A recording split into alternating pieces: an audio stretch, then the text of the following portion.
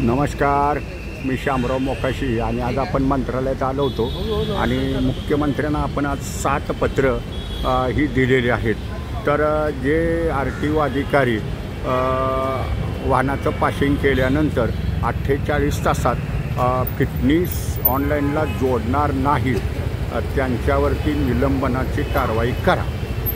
त्यांचं जोडणं फिटनेस हे 48 तासात वाहन पासिंग झाल्यावर त्यांचं काम आहे।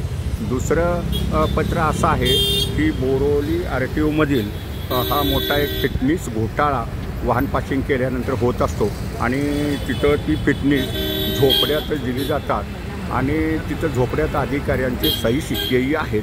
अशा दोषी अधिकाऱ्यांना निलंबनाची कारवाई करा।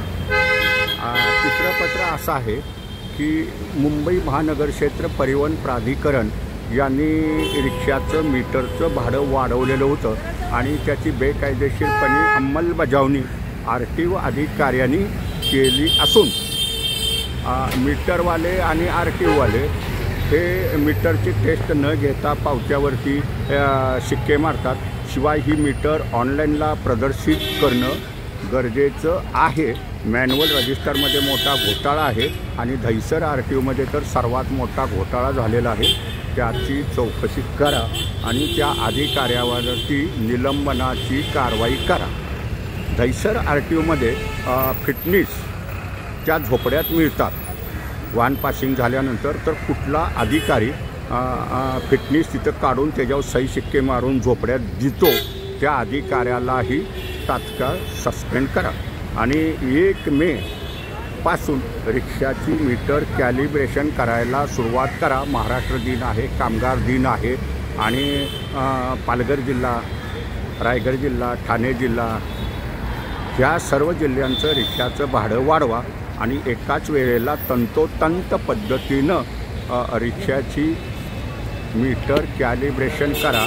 इथं RTOमध्ये तर बिन टेस्ट घेता हे लायसन दिले जातात। महाराष्ट्रातील सर्व RTOमध्ये दिले जातात आणि बोरोली RTO तर रेकॉर्ड ब्रेक आहे भ्रष्टाचार करण्याच्या बाबतीत। तर संपूर्ण चौकशी कसून करा आणि जे अधिकारी टेस्ट घेत नाहीत आणि 1000 रुपये खाऊन पक्की लायसन देतात त्यांच्यावरती तात्काळ निलंबनाची कारवाई करा अशी आपण 7-8 पत्र दिलेली आहेत। तर आता ही प्रोसेसमध्ये जातील आणि चौकशी तर होईलच आणि RTO अधिकाऱ्यांनासुद्धा हे मीटर प्रकरण हे भारी पडणार आहे आणि बेकायदेशीरपणेच हे काम चाललेलं आहे। धन्यवाद। मूचवाले मोकाशी यूट्यूब पहा, लाईक करा आणि शेअर करा। धन्यवाद।